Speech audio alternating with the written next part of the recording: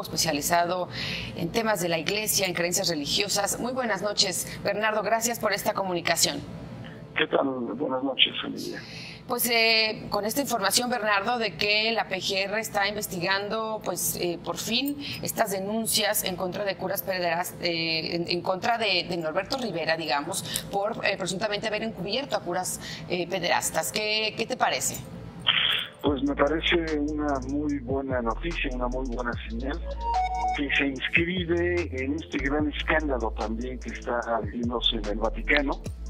Hay que recordar que George Peel, el número 3 en la jerarquía del Vaticano, asesor del Papa, encargado de asuntos económicos, tuvo que dejar su cargo, pedir licencia para ir a Australia y, digamos, encarar las acusaciones que tiene sobre abuso sexual y encubrimiento cuando fue cardenal en Sydney.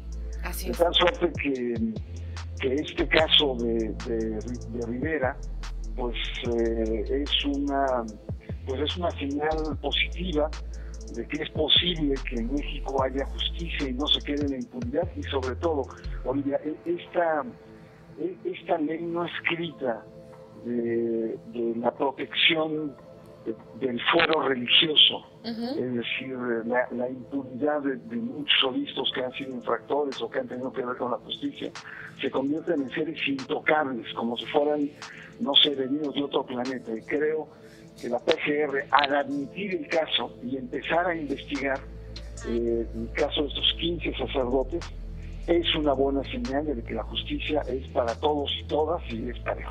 ¿Hay algún precedente, Bernardo? Que yo sepa, no. Que yo sepa, no. En caso de pederastia, ha habido otros casos en donde pues, el cardenal Sandoval Íñiguez fue señalado de lavado de dinero, el caso de Onésimo Cepeda, que tuvo un problema de unos cuadros y una especie como de chantaje o fraude a una anciana millonaria de apellido Azcárraga. Sí, eso sí, pero en el caso de pederastia, no. Y ahora ahí me gustaría comentar, si me lo permites, claro, el tema que dice Armando Martínez, el abogado, diciendo, no, es a la arquidiócesis porque la arquidiócesis es excelente, ¿no? Y en realidad la demanda que presentó Alberto Atié Barba y un conjunto de activistas, pues es contra el cardenal, porque es el mismo cardenal quien en declaraciones dio a conocer a la opinión pública en diciembre que había reportado a Roma 15 casos de sacerdotes pederastas, y que es Roma, no él, la que en algunos casos incluso sentenció y tomó medidas.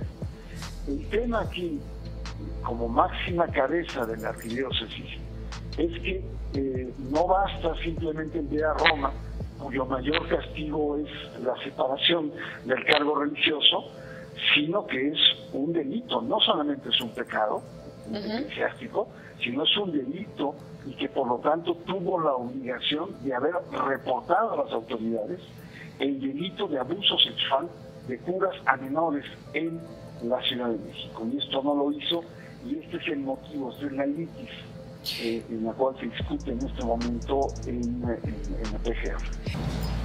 Presentó su renuncia a los 75 años según el código canónico. El derecho canónico tiene la obligación de presentar la renuncia, pero es al Papa quien decide cuándo se le acepta o cuándo no. Si puede durar 3, 4 meses, por investidura podría ser un año. Al cardenal de Guadalajara lo retuvieron todavía 3 años más. Es decir, no hay una regla. Muy probablemente sea después del proceso electoral, quiero entender.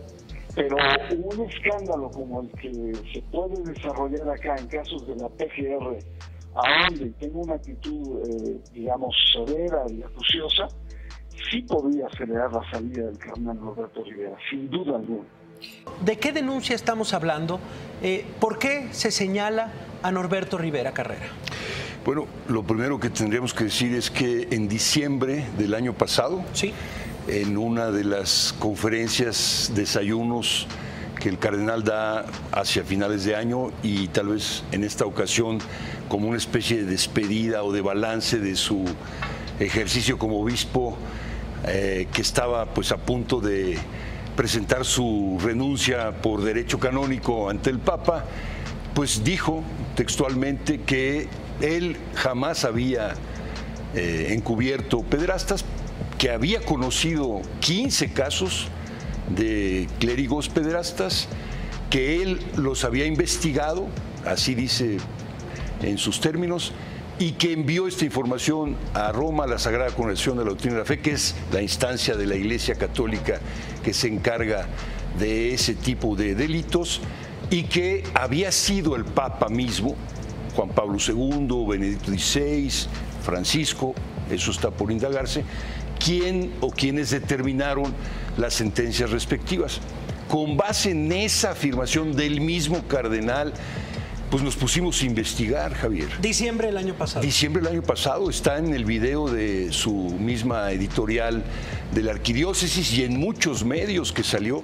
Lo que a mí me asombra en nuestro país, Javier, es que una declaración de ese tamaño pasó, al parecer, desapercibida por las autoridades que les toca perseguir de oficio delitos graves en contra de niñas y niños en nuestro país. 15 sacerdotes que supuestamente abusaron de X número de niñas y niños. No sabemos quiénes son, dónde están, qué tipo de servicio de justicia se les dio. Ignoramos totalmente, hasta que decidimos tomarle la palabra en serio al cardenal, armar una propuesta jurídica con abogados y llevar esta demanda a la Procuraduría General de la República, porque se trata de delitos federales que tipifica el Código Penal Federal en los artículos 209. A partir de una declaración de él. De él.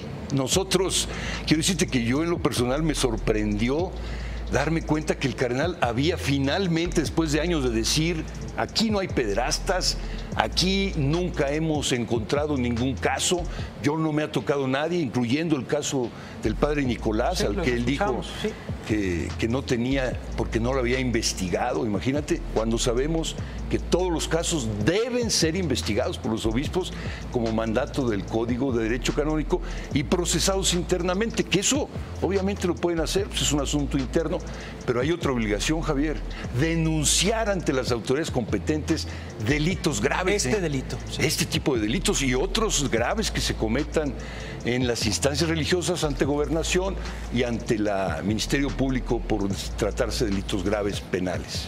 Armas entonces este expediente, se puede decir, esta investigación, la presentas a la PGR. ¿Cuándo la presentas? ¿Cuándo presentas esta denuncia ante la PGR? El día 2 de junio nos acercamos a presentarla, tu servidor y otros demandantes, que está el doctor José Barba, que me permito decirles, no es o no fue nunca un sacerdote, fue sí discípulo del padre Maciel, abusado por el padre Maciel y luchador de su causa y de otras durante 50 años al interior de la Iglesia.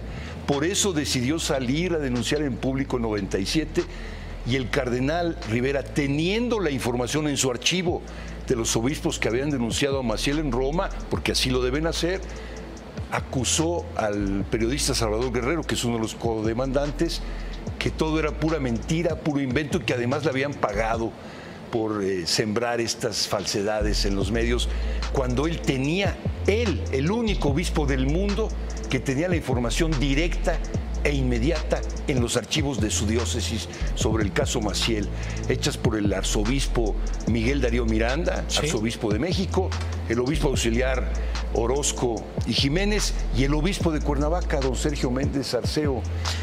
Hay que decir, a ver, la carpeta de investigación ya fue abierta el pasado 19 de junio y esta semana ustedes acudieron a ratificar esta queja. Así ¿Es correcto?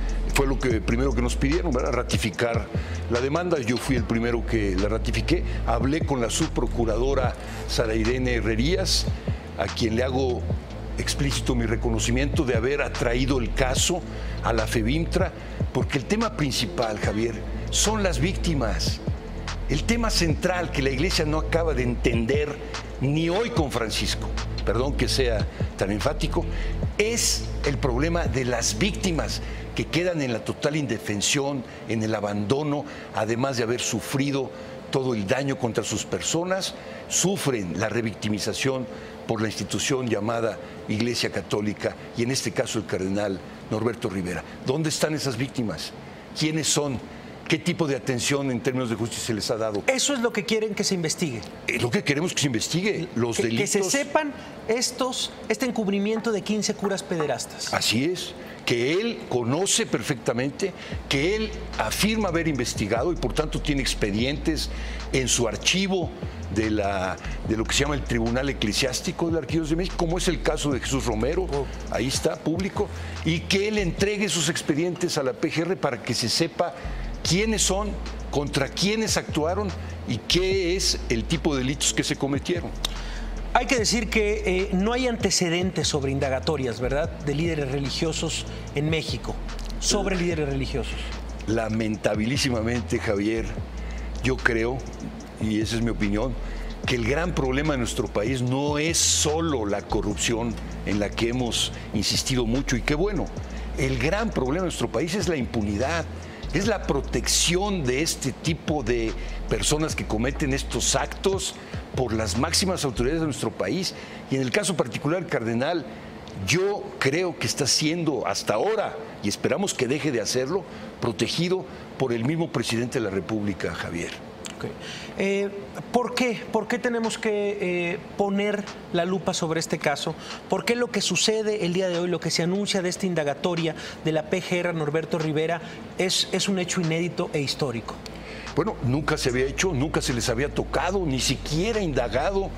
Tenemos el caso de Jesús Romero, donde la Comisión de Derechos Humanos de la Ciudad de México muestra con su investigación que la Ministerio Público encargada del caso dijo no podemos tocar al padre Carlos por indicaciones del procurador de entonces, el doctor Mancera. Y la pregunta es ¿por qué? Porque es un personaje público. Es decir, gozar de un tipo de fuero.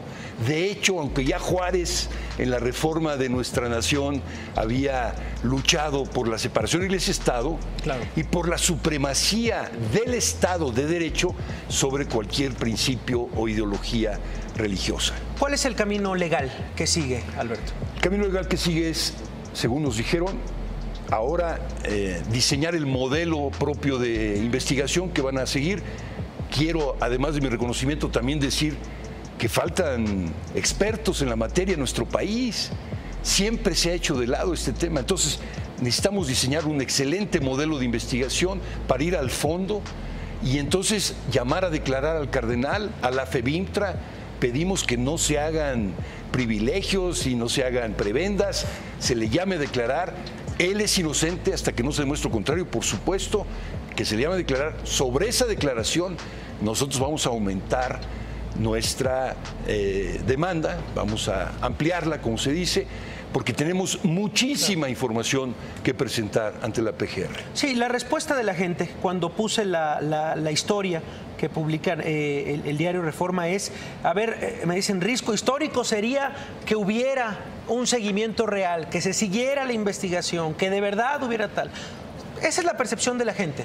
La percepción de la gente es esta nebulosa de impunidad que sucede no solo en este caso, sino en general en los casos de la injusticia mexicana.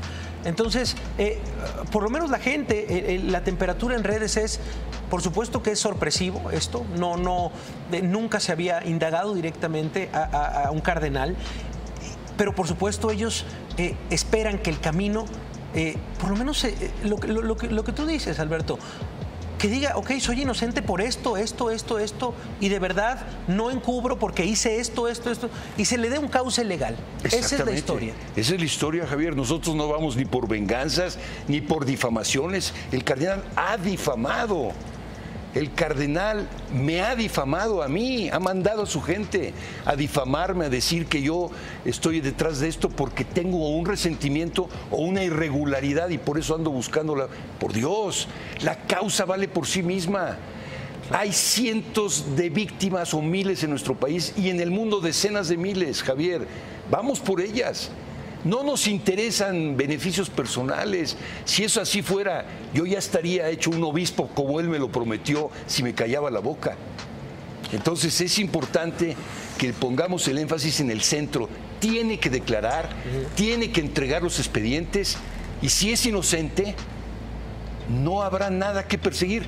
Si es responsable, tendrá que asumir su responsabilidad como cualquier delincuente en nuestro país. Es lo que estamos buscando, Javier. Alberto, a ti te agradezco haber estado esta noche por acá. Es un tema que otra vez se posiciona en la agenda, que vamos a dar seguimiento y esperamos contar contigo más adelante. Por supuesto. Para darle seguimiento legal a esto. Hay una página en change.org. ¿Cuál es? Se llama que exigimos que el cardenal Norberto se presente a declarar. Eso es lo que estamos buscando. Acaban de lanzarla. 26,000 firmas llevamos ya, Javier. 26,000 firmas, change.org. Gracias, Alberto, por estar por acá esta noche. Muchas gracias a ti por el espacio. Ahí estamos.